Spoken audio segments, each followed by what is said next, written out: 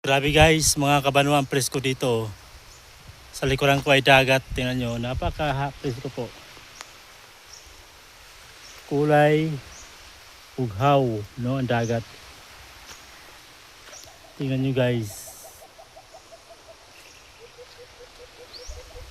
Talagang tirik na tirik yung araw, walang kaulap-ulap. Grabe naman, ang ganda oh. O diba? Nasa bukid po ako ngayon. Nandun po yung bahay kubo namin doon. Napaka-presko guys. O diba?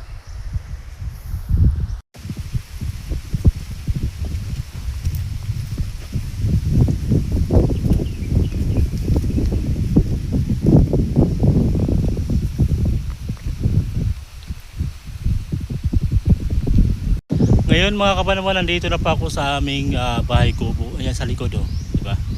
Napaka-presko po ngayon. Tingnan niyo yung mga dahon ng mga halaman oh, mga puno.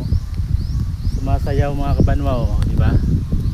Ang presko at saka ang lilim po dito. Malilim dahil may puno po ng lansonis, puno ng niyog. Ayan, saka durian.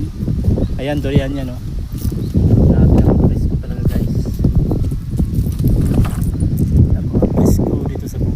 Tambay. So ngayon po ay tanghali na po, alas 12. Kaya nandito ako.